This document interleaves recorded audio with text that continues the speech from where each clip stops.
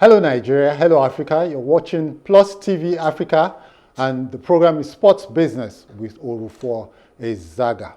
Today we have yet another bumper package for you. I always tell you that, but at the end of the day we always deliver good stuff.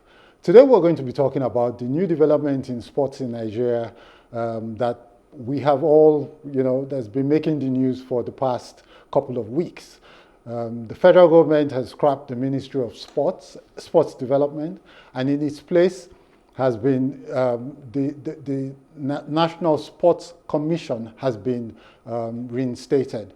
Now, the whole idea is that they want to cut the bureaucracy in the sports ministry for the more professionally run National Sports Commission.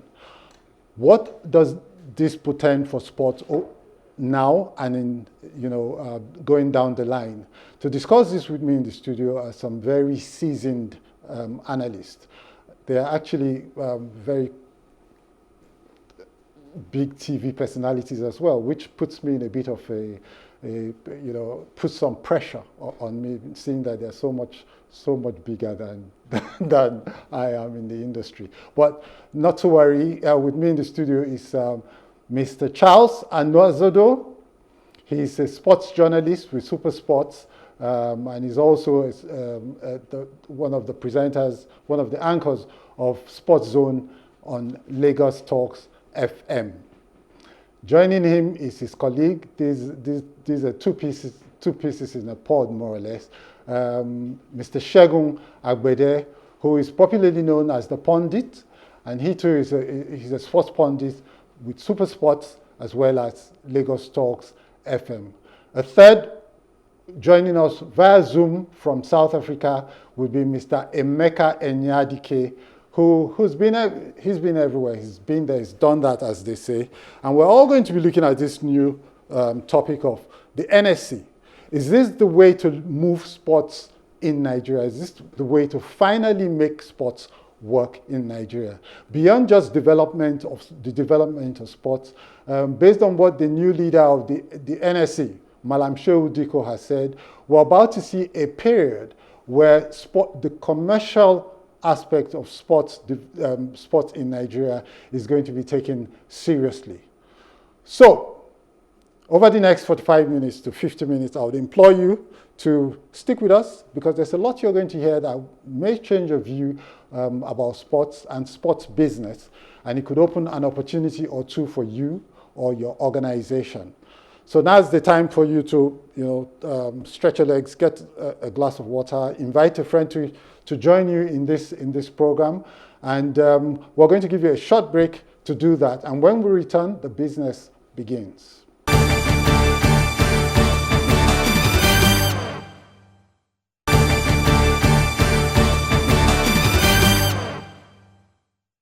You're welcome back to the program Sports Business with Orufuo Ezaga. In the studio with me to discuss the new NSC and the leadership of the expected performance of Malam Shehu Diko as the leader of the new NSC. Charles Anazodo. Charles, welcome to the program. Thanks for inviting me, Kenneth. Yeah. Many people know you as, Orufuo, but I know you as Kenneth. You want the English version of it? That's nice to be here. I'm Orufuo Ezaga. What about you, Segun? Welcome to the program. Kenneth, when I first knew you, 94, 95, almost 30 years ago, yeah. I knew you as Kenneth. Yeah. So where this suddenly mention Orufuo, we're ready to experience your viewers. Yeah. But it's okay. No, but I explained myself to you, and I'm not going to give the reason. I don't know. Okay. Whatever pleases you. Anyways, welcome to the program. Yeah, it's good to be here, man. Good to be here. So let me start or let me start with you. Okay. So what's your take on this new development?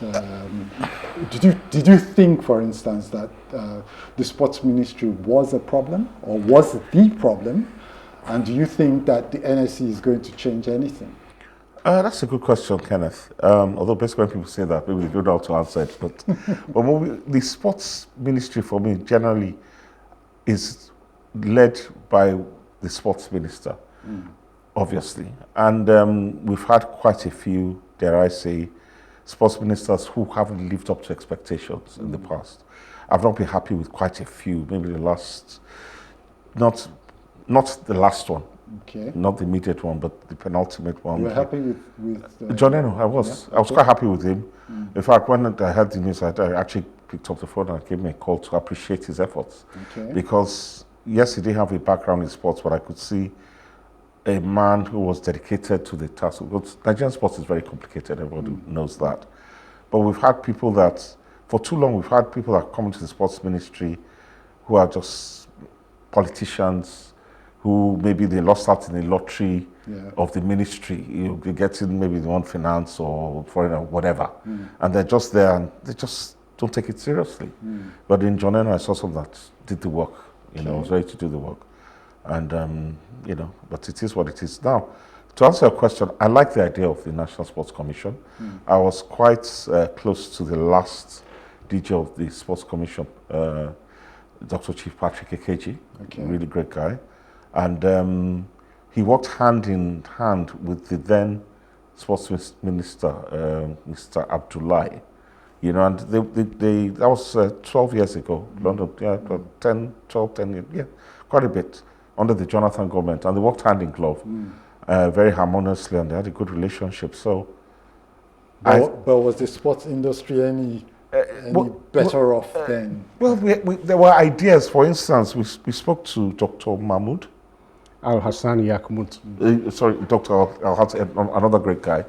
And it's possible, after the disastrous performance at the Olympics, where we didn't win a single medal, but the Paralympians did an excellent job. I happened to attend that. They worked with the then President, Dr. Goodluck Jonathan, and we actually had a summit in Aso where all the parts, I was there, everybody that was anybody, was Dr. Kojo Uwiala was there, Rotimi Amechi, all the ministers were there, and President Jonathan was with us all day in Aso and there was like a sports summit. What we agreed on has so far not seen the light, but that shows how seriously it was taken. But new government, after a time, the NSA was scrapped and went back to the sports ministry, which depending on who is the sports minister, even the sports minister will tell you that he's working with civil servants. So having the National Sports Commission for me now is about professionalism first and foremost. I've heard statements from Alamshe Deko, who I have a lot of time for, and I feel he's going to be very capable hands in charge, talking about commercialism and everything, which is about the business of sports anyway, which is why you're on your program. But it's also about having round pegs in round holes, square pegs in round holes, having the right people. The mentality of the sports ministry at times, of the then sports ministry, was like, it's just another job. No, sports is not just another job. You have to have the passion. You have to be intentional about what you're doing. And a lot of times, even in the federations where they should know better, there's a distant disconnect between them and their athletes. I mean, look at the Flavor of Philly situation. Something that I will continue to bang on that drum, whatever platform I am. I'm asking here and now that there must be justice for that young lady. What was done to her in the Paris Olympics was absolutely dreadful. And I'm sure that kind of thing would never happen under the current dispensation, I reckon. We're going to come back to this Flavor of Philly situation as well as others that happened in Paris. But Charles, I'd like your take on this NSC thing, and especially the appointment of Shehu Diko as the new helmsman. What do you see going forward? Are you excited by this, or do you think, given your long experience in the industry, this is just another case of here we go again? I don't know. Rather, unfortunately, a change of name doesn't really make a difference. We've had the National Sports Commission since 1972, up until now. And we've had changes. Presidents come in and they change the name from the Sports Commission to the Sports Ministry. And the question you asked is, what difference has it really made? And when you ask that question, you're talking about the business side of sports, yes? Then you've got to ask yourself, ever since government has been funding sports in the country, what have we as a nation gained in return? Absolutely nothing. Apart from the laurels that we have at the Olympics, winning the football events, the long jump events with Choma Jungwa, and a couple of others as well. There's really nothing in terms of money coming back into sports in itself, and maybe even the coffers of the federal government. So you find that the government is pumping money into a drain. So the idea of going back to the Sports Commission, sometimes you have to be careful what you wish for. The idea of going back to the Sports Commission is ultimately, you don't come to government cap in hand begging for money every time you need a competition or you're attending one. You've got to be able to source your money by yourself, which is where DICO now comes into play. DICO has a history of a nearness, more or less, to corporate Nigeria, because we saw that supposedly with the LMC when he was at the helm of the LMC. Yeah. Now he's been brought into it with a vision to attract corporate Nigeria. So the government doesn't always have to give money every time that we need to go for a competition. How is he able to do that? Can he do it? That's a huge question that we should be asking. Is corporate Nigeria ready to put their money where their mouth is? You look at the NPFL, for instance. Do we have a sponsor for the NPFL? No. No, we do not. A couple of years ago, we had the mobile track and field event. Where did that go? It's dead and buried. We had the Cadbury Bonvita highlight show on the NTA many years ago. Today, where is it? It's dead and buried. So there's a lot of work on the table for Shehu Diko and any other who seemingly will be willing to work with him. Now, in 2017, the Ninth Assembly, assented to a bill, and put it forward to the President Buhari at the time to assent. He didn't until he left office. Now, this bill is supposed to have a minister to serve as a CEO of the National Sports Commission, and then have a Director General or a Chairman, depends on what you want to call him, and then have an NOC President working in the same space, representatives of collegiate sports as well, alongside the president of the National Association of Women in Sports, different arms of sports working in tandem with the minister who is in charge, because you need a minister to attend the FEC meetings, to stand in the gap for sports, and he's the one who makes a claim to the government if there's a need for extra funding. And I say extra funding because it's the responsibility of the Sports Commission to go out there and source their own money for themselves. Now, in the absence of a sports minister, it makes it a lot more difficult for Shehu Diko. But for the first time in a very long time, the sporting fraternity have identified with an individual who they believe has the ability to turn the sporting world around. If that will be the case at the end of the day, it's still left to be seen. But sorry, I just want to jump in on something that Charles said, which I disagree with. You said, what have we gained from the government in sports? The intangibles, right back from winning the 1980 African Cup of Nations, 1994 participation in the World Cup and everything, 2013, the intangibles. There's even if it's our mental health to the people. Agreed. But I thought he was speaking in I'm talking about money. The government, in the milieu we exist in now, even our league, the government is the biggest. There's de facto de jure. De jure is what ought to be. De facto is what is. In the environment we live in now, the government is the biggest spender on sports, whether it should be or not. The question is, does the government have the seriousness and are they intentional about the development of sports? But shouldn't the question be, must the government be the ones funding sports? They don't have to. Do you understand? Yeah. But we're in a chicken and egg. Where does the funding come from? If corporate Nigeria, Charles rightly spoke about Cadbury, about Mobile, about Nestle, these were that were had wonderful competitions, developed a lot of grassroots sports and all that. But if for whatever reason, maybe the economic situation, maybe, and this is a global phenomenon, the country that is probably the only country that is not experiencing some serious economic constrictions right now is maybe the United States of America. So the rest of the world, we are all involved in a cost of living crisis to various degrees. And it's particularly telling in Nigeria as we speak now. So the question is, where are the corporate entities? Are they ready or willing? You know, how many of these corporate entities see sport as something more than CSR? Do you understand? Do they understand what they have to do? And here's the thing, yeah. When you speak to most Nigerian organizations, they tell you that sports sponsorship is about eyeballs that they get. So there used to be the mobile track and field. There used to be all of those local competitions that we had.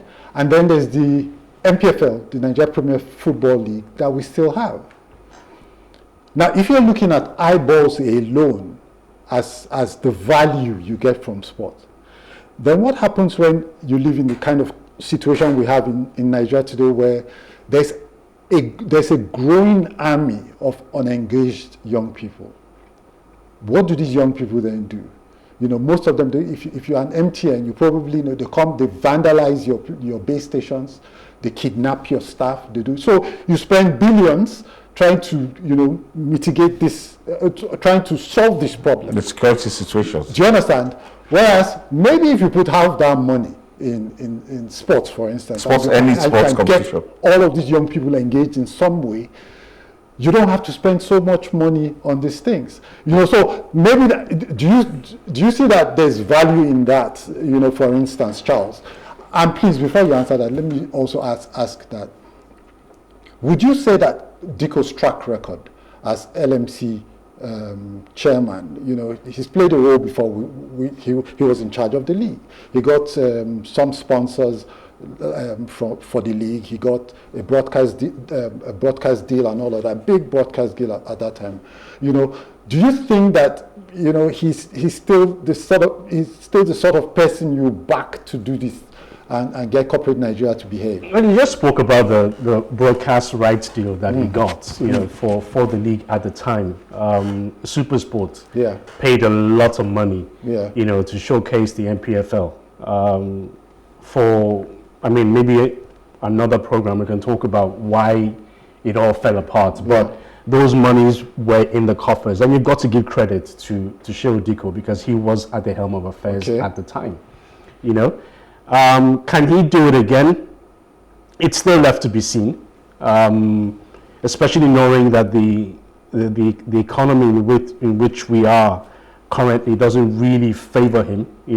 But now he's in between the devil and the deep blue sea. He's got to do the work. The president obviously knows that, look, we cannot keep fritting away money, because that's exactly what we are doing. You can't keep doing that. Corporate Nigeria has got to get involved. And if there's anybody who has a track record of having done it before, and this is not just about football, Diko has a track record in dealing with football. Now it's all about sport. It's all encompassing. It's a bigger task. It's a bigger responsibility, which is why he's got to surround himself with technocrats, people who understand what marketing is all about. So he's a smart individual. When you have a one-on-one conversation with him, you know that he knows his onions. He's been there, he's done that. But you can't do it all by yourself. You need people to support you and the best people around you. It can be done. It can be done. It's a multi-million-dollar industry. That said, but you've got to put in the right framework. I've heard Diko talk about how things are going to change, but we need an agenda. People come up with a 7-point agenda and a 9, whatever it is. We need to see something on paper, the workability of how it is that you're going to turn around sports in the country. It's not just about what you say. You've got to put the work in. So we need to see that, his framework, and how he intends to help sports grow in the country. I think it's a bit too early to say that he's either the right person or maybe the wrong person. Segun talked about the former sports minister and how he eulogized him and how he done so good. to be honest, in 1 year that the sport minister was in place, I really don't see what he did right. And from what I hear, he was on the verge of being sacked, because of what happened at the Paris Olympics. But because of some people that had a few good things to say, he was put in another ministry because the president wasn't happy with what happened. What happened was the country being put in bad light, So with the new sports commission, a lot of work will be put in place. People need to show support. Corporate Nigeria needs to stand up because that's where the funds are going to come from. Ultimately, we hope for the best. I'll tell you something about what Segun Diko has said so far that I totally agree with. And that's the fact that, look, we keep focusing on our national teams. And when you do that, right, it's just about draining the coffers, more or less, right? Whereas the real business of sport is in domestic competition, because that's where you create jobs. You're still talking football. No, it's not just football. In any sport. Even if it's basketball, look, you do your D-Tigers or D-Tigresses, for instance, or the D-Tigress, yeah? And if I ask you, what's the impact of that on the local economy? That's number one. Segun Diko says, let's focus on the local sports, because that's where the money is. That's number one. Number two, he has already said, let's stop all of this. We must qualify for every competition. Let's focus again on the domestic economy and build towards that. Do you understand what I'm saying?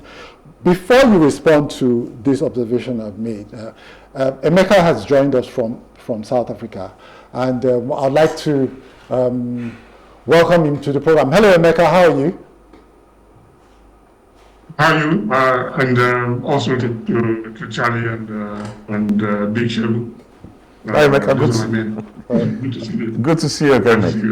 I don't know how much of the program you caught on, but basically it's we've been talking about this new NSC business. No longer the ministry, now we have the NSC.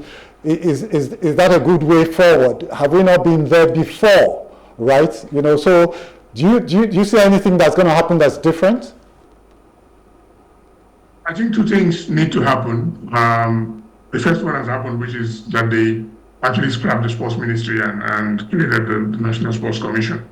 I think that the sports industry is in need of a National Sports Commission that is positioned differently from what we had before. The previous National Sports Commission wasn't different from sports ministry. It was just a change. It was just a nomenclature change.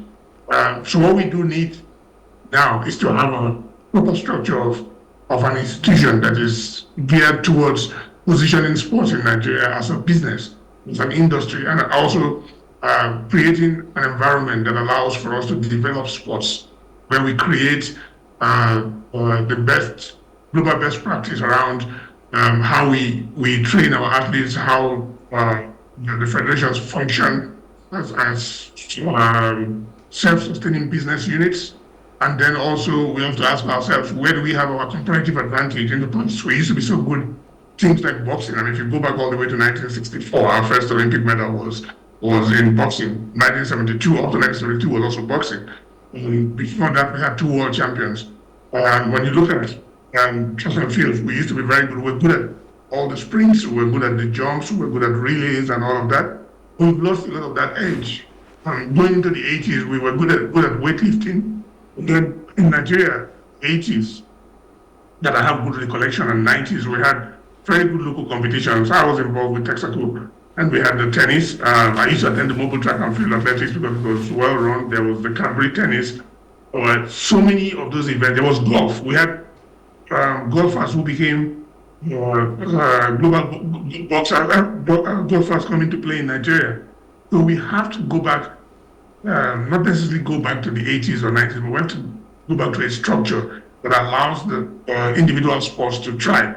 And then we have to also the second thing that needs to happen is we need to embrace technology, because everything today is driven by data and analytics. We have to go back and have a proper statistics of how many people actually play sports in Nigeria, how many kids are in academies, in schools, what kind of school programs do we have? When I was in university in the 80s, Nuga was a huge tournament. There was Nasiga, there was all of those kind of things. So we need to put all of those things back in frame, and then link them all with technology where everybody's records and performances are tracked so that we know. The scenario where, I'll give you an example. Suddenly we have these fantastic players in the under 17 team, and we never heard about them before because they didn't play for any schools. We cheat, we bring people from the league, we reduce their ages, and suddenly they're scoring goals and then they cannot progress. So we need to have proper data of all of our athletes and sportsmen in schools and all of those kind of things. Adokia Mesimaka was a student at the University of Lagos. JJQ, these are all people who were discovered during Nuga. If you look at South Africa doesn't import athletes from America to run for them in the Olympics. These are all guys who are in schools. They have the High Performance Center in Pretoria. They have another one in Potchefstroom, and all of the universities have excellent facilities where these athletes are trained and they produce world beaters. So there's a lot that needs to be done in Nigeria, and I'm glad that for once we have someone who's sports who has a sports background appointed to head the federation. Usually it will be some political guy that is appointed there, and he's not delivering because he surrounds himself with civil servants, and all they think about is how they are going to go to the next Olympics or the next All Africa Games or Commonwealth Games or whatever. Nobody's thinking about development. It should be about development. And when you talk about the corporates coming to support, you have to then bring in technocrats because MTN or Akola or some of those brands are not going to give you money just because you have a new structure. You have to build properties around them and show them why they need to support. And then you have the confusion with the NOC. The NOC, Nigeria Olympic Committee, only exists when there's tournaments. That's when you hear about them. There isn't a structure. And then the other thing is we need to develop a framework around Olympic studies where these values are taught from a very young age. We still live in a world where we teach PE in schools from early ages. And when I in my travels around the world, I find that this thing is not rocket science. It's just about bringing the right people, and the other word for me basically is about the quality of the manpower that you have the people. You have to bring in people who have been trained in this discipline to be able to do it. Okay. See, Shehu Diko has said that he's going to look around the world for resources, human resources that can power our sports forward. But I was also so do you agree with the premise that we should focus on domestic competitions if we want to grow business in this country? Yeah, no, I really like what Emeka said. He summarized it very, very well. We have to look inwards. But I still want to track back a bit to the role that government has to play. Now, Charles alluded to something which is very important. Goodluck Jonathan spent the whole day with us in Anazodo because he was intentional about sports and he was really interested. For the president, and at the end of the day, he made clear and concise comments about everything that took place. Then come 2017, we had another president. I'm not criticizing or anything, but he wasn't interested. He showed that he wasn't. Skip, how many years, 8 years later, we have another president who seems to be interested in the business of sport. Hence, we are where we are here now. You understand? So, yes, it's not rocket science. Things have to be done differently. Emeka spoke about personnel. I mentioned it myself that the sports ministry for too long was just a placeholder for somebody just to be there.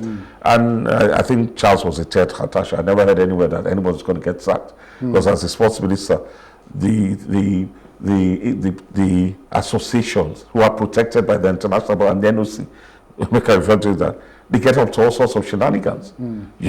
What are you going to do about it? It's literally, you can't touch them. You can't discipline them. You can't do anything. Because the next thing they will tell you, if it's football, we'll go to FIFA, the international, But the truth of the matter, even these sports associations, they have to put the right people there. That's why I used that because what happened with FIFA was a disgrace to the nation.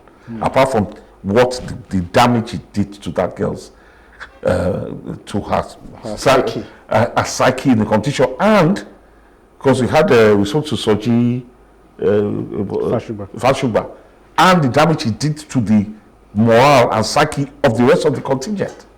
You understand? Because it had a ripple effect. Yeah. So these things, and to be honest, it was handled with a callous indifference up till now. I'm really not satisfied with the findings of the committee, because I thought it didn't really hold anybody. Just said, well, 1 or 2, there will be sanctions and some will be penalized. These are things we need to be able to, there must be accountability and responsibility in place in the NSA. I'm fine with it, but one thing too that I'm a bit hazy about is how is that would have been perfect, having a superintending minister of the, either is the one running it in Congress or with the DG, but now that it's the chairman, how is he going to get access to the government? Because say what you will, the government for now is still the biggest spender. We have to acknowledge that. If you have all the plans and have all the agendas, 7 point, 10 points, anybody can write a book. How many panels do we have and all? There's a special, I'm sure there's somewhere in National, there's a library that is filled with plans. You understand? Gathering dust. Everybody has idea. Do you understand? The major thing now is going forward, practically, how does he liaise with the president or the FEC or whatever, and then also interface with the with corporate Nigeria. And as you already said, and Charles alluded to, once corporate Nigeria too sees that no longer is the sports like what you call a leaking bucket. That no matter how much water you put in it, it leaks out. And they say that we can generally make money. Do you understand? It's not CSR, corporate social responsibility, but it's a boost to their brand, eyes on and everything. So it's everybody's working hand in glove. Then we can make progress. Charles, quickly before we go on a break, corporate Nigeria looks at you and they think, look, like Emeka said, you're not just going to show up and say, we have a sporting idea, we're trying to develop Nigeria, and they'll jump at it, right? There has to be, you have to have a clear idea, you have to have proper plans and all of that. And then, you have to have good value. And you were talking about the broadcast deal earlier. Although you said you weren't going to divulge, what happened. Do you think that, what do you think we still need to do to avert things like that and make sure that corporate Nigeria is on board with us? Typical example, the broadcast partner for the MPFL now as we speak, Star Times. Early last week, threatening to pull out of a $1 billion deal. Why? Because of the irregularities associated with the MPFL, the inconsistencies, which was something that SuperSport also suffered at the time. I mean, you place a football match for a venue like Uyo, for instance, game to be kicked off at 5 p.m. En route to Uyo, you get a call from the MPFL that, this match will now be taking place on a Sunday at 3 p.m. Contingency plans. It already cost you God knows how much to prosecute just one game. I mean, at the time, it was about 15 million. You can imagine how much it is today. And then you have to push forward to the next day. You're talking crew, you're talking booking for satellite spaces as well. I can imagine that Star Times must have gone through all of these hardships and threatened to pull out of the deal. There are in a round table now discussing, maybe have come to a resolution. But these are the sort of things that stops corporate Nigeria from putting their money where their mouth is. So we've got to be able to not just have a product, but have a product that the company that wants to put his money in can be satisfied with. Knows that at so time, I'm going to have 5 million Nigerians watching this and knowing that we are responsible for this particular broadcast at whatever level it is. So those who are concerned with sports have to put this in their mindset and realize that corporate Nigeria also has to have value when they place their money in a product. And that's really key going forward, really. All right, that's succinctly put. You're watching Sports Business with Orufuo Ezaga, and the program is reaching you live from our studios in Victoria Island, Lagos. This is Plus TV Africa. My guests are Charles Anazodo, who is a sports journalist of repute, and Mr. Segun Agbede, who is also a long-time sports analyst, popularly known as the pundit. And in South Africa, joining us via Zoom is Mr. Emeka Enyadike, who has a stellar reputation in the sports industry in this country and across the continent. All right, we're going to go on a very short break. Don't go away. When we return, the business continues.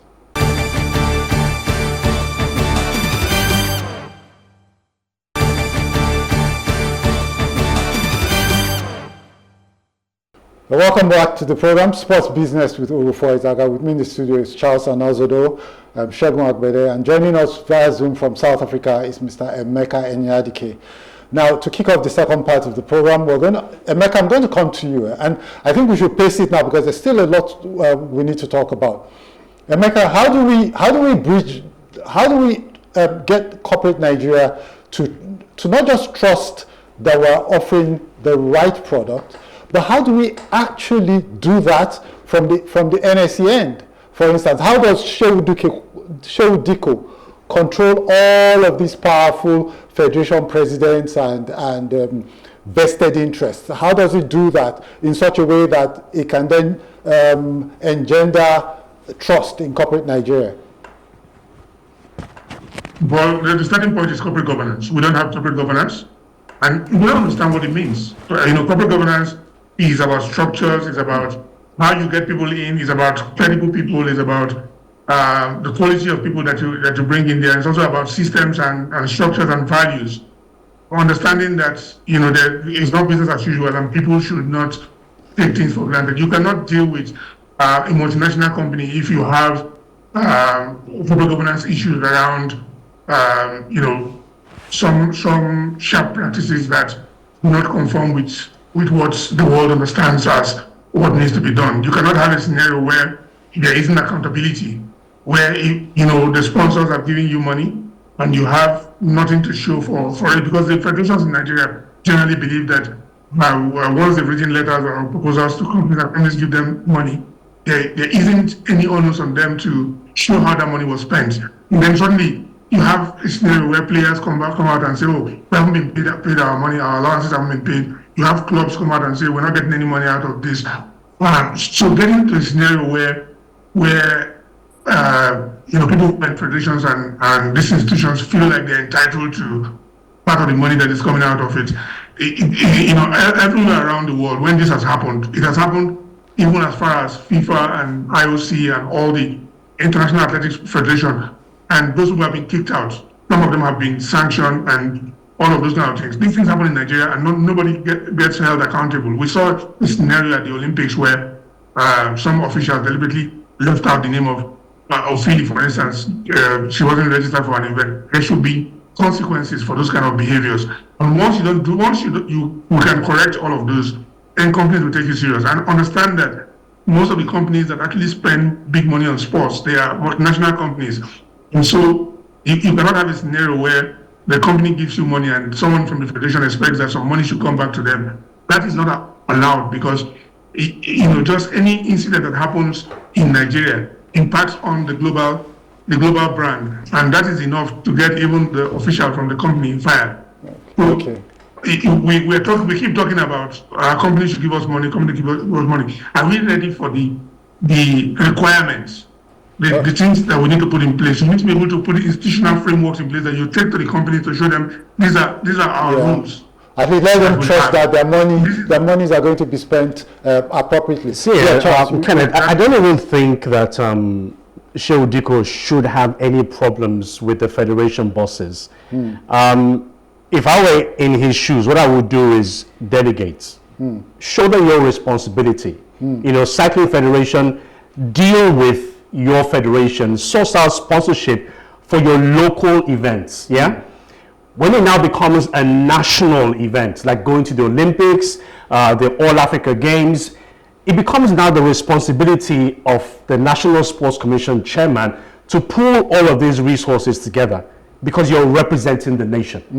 So it's all about making sure that the federation bosses have confidence in you to trust them to do their job, to face up to their responsibility.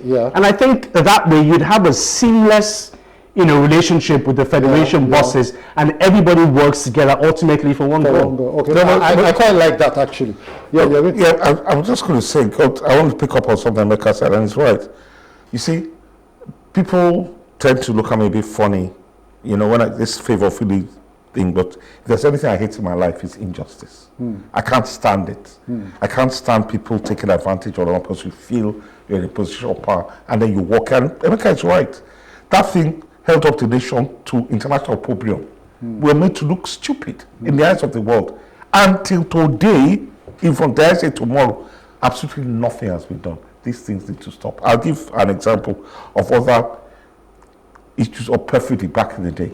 Under a certain sports minister, I think it was the Commonwealth Games in Birmingham, I happen to know from a very credible source that badminton, they were told that there was no budget to take them, and they qualified to go to Birmingham. And those slots were filled by people within the sports ministry in Birmingham. They registered as the badminton team. These things have to stop. People are not stupid. Do you understand? Yeah. So I don't know how the perfidy among the federations, how they're good, because there's a lot of good federations, there are a lot of fair, and there's some that are just bad.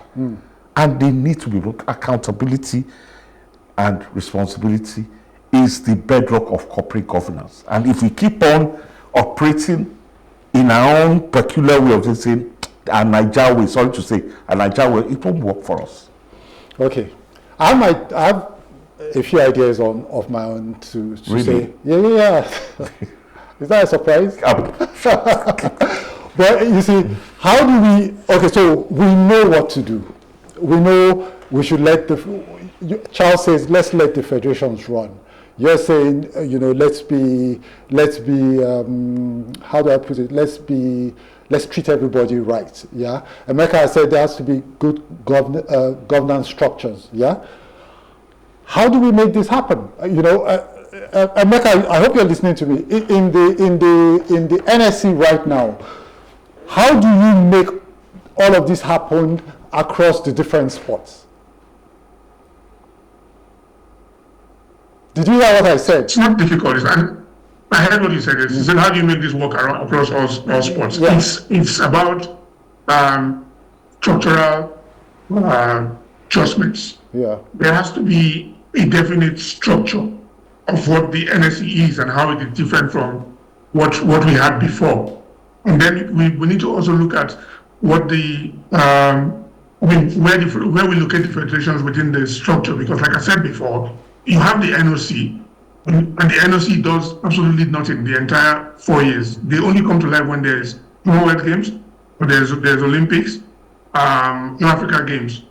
The federations do nothing. They come alive when there's international tournaments, and then they start scrambling. And then you hear things like, oh, the president has spent my money to send the team there, or you hear that they managed to send up some team and then expect to win things. You have to go back to the scenario where pre-colonial days, when most of these federations started, and we borrowed from the British. What is the association? There is associations where you have members put across the entire structure of the country. If you haven't had experience running sports in your local government, or even your community, or at the state level, how can you run a national federation? That's what happens. We throw up all kinds of characters who become presidents of federations and become members of the board without any requisite experience. We have to go back to the framework where we have actual structures at the local level. And I'll give you an example. In the 50s and 60s, there were athletics clubs in Nigeria.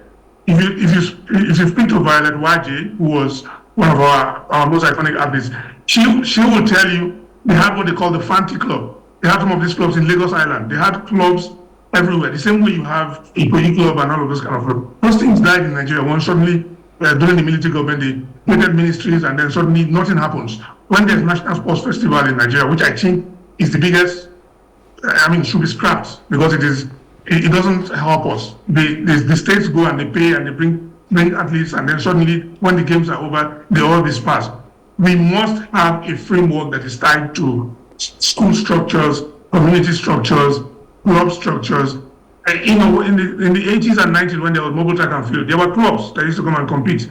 This thing that we do in Nigeria, where suddenly it's the states go travel around the country, most of the state sports ministries and sports councils, nothing happens there until when there's National Sports Festival and there's all of those kind of things. So we must have a structure that links up everything from the schools to the community to clubs and all of that. Even it reflects in the professional league, where out of 20 leagues in the Premier League, like 18 of them are owned by the state. And they are Rivers United, Kaduna United, this United, that. The clubs don't have any connection to the community.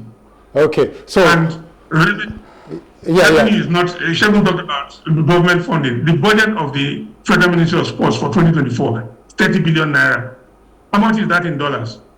2.something million. Anybody else? So you said $30 billion? Million dollars. That's less than $30 million. That's how much in dollars? That's like 23, 24 million. 15 million dollars is less than $15 million. Wow. $15 million. Wow. Okay, Emeka. So Charles, I want to bring in Charles at this point and ask. Yeah, Charles, I have an idea of mine. So and this is it. I think we have come to a point now where we have to separate the administration of sports and the politics of sports from the business of sports. I don't know how you're going to do that. So, for instance, in South Africa, and I knew this because when I spoke with Emeka the last time, we talked about this. See, look, in South Africa... Look, let's not... In South Africa, let's land. SAFA has a CEO. Yeah. The PSL has a CEO.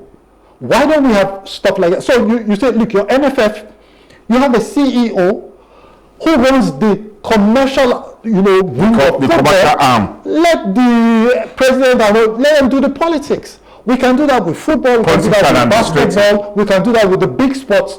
So that we split the business from. No, but the chairman of the NPFL is a CEO of the NPFL as we speak in Nigeria. There's a chief organizational officer as well in the NPFL, which is Davidson Owumi. Yeah. So these offices do exist.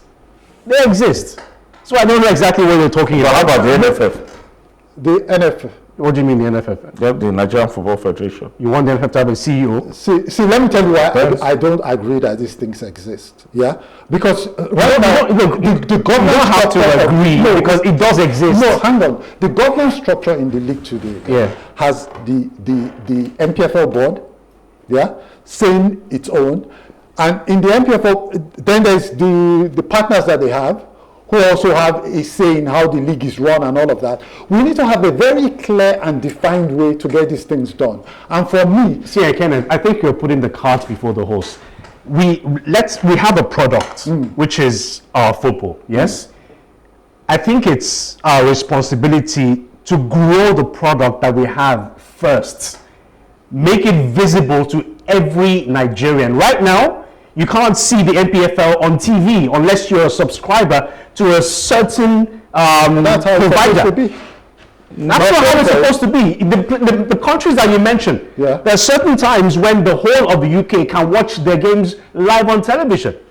And in other cases, you have to subscribe to some Sky Sports or whatever it is. Yeah, but right now... Isn't that because... No, what I'm saying is right now, the National Television Authority should have at least one game live on its station per week. But to start with, to grow the NPFL. But you know one thing you can't be using streaming. You can't be using streaming data. Okay, how many people can afford to buy data? I actually agree with you, Charles. But the question then is, who pays for that? But guys, let me interject here. Let me just say, we are running to a familiar challenge that we have in Nigerian sports. We tend to footballerize everything. Do you understand? Yeah. What we're here to talk about is the National Sports Commission. Which is why I said the biggest sports in the country. No, but the thing is, football is the biggest sport in the country. Whether anybody argues or likes it or not, that's the truth. Yeah, and for everything else to work, football first must work. Yeah. So you will not blame Sheo Diko if, for instance, he prioritizes football first. Because once it starts to work there, it will work everywhere else. No, but I disagree. Yeah. Football is big and everything, but remember our Paris outing at Paris Olympics, across wasn't particularly good. Yeah. But in fact, it was very average. Yeah. You understand? The clock is ticking to Los Angeles 2026 or 2020, whenever the next Olympics. Let me give you an example, Segun. 1996 is our so most. we have to call it a wrap in a couple of minutes. So, so I just want your final thoughts on this. Let me give my. So my final thought is based on what Segun was talking about. In '96, we had our most successful outing at the Olympics. Yes. The first medal we won, 23 gold medals. The first medal we won, the long jump, was in the long jump. Yeah. Yes. Nigerians did not realize until we won a football medal. It tells you where our priorities lie and what brings us, what brings us the greater joy. That's why I say, look, prioritize what is yours first. Comparative advantage for us is football. You get that right, and every other thing will fall in place. But then I disagree, because comparing, I cracked it. I said we won 23 gold medals at the Olympics in Atlanta, but we did not. We won 2. Yeah. Do you understand? So what you become? So that's 1. You carry a squad of 80. When last that footballers even qualified for the Olympics anyway? Women, some of our were very, very poor. Yeah. We need to prioritize. Emeka mentioned it. Where we tended to excel: wrestling, weightlifting, athletics, and Olympics. We all know it's less than 4 years away from now. What are we doing about it? By the way, Segun, I agree with you, and it's a debate that Charles and I have had before. Why send 30 people to go and chase 1 gold medal when you can send 1 person? That's the rule of the game. 3 or 4. That's the rule of the game. So, are you saying scrap football? Can we have your last thoughts on this so that we can call it a wrap? Emeka, you didn't join us on time. There's plenty with that.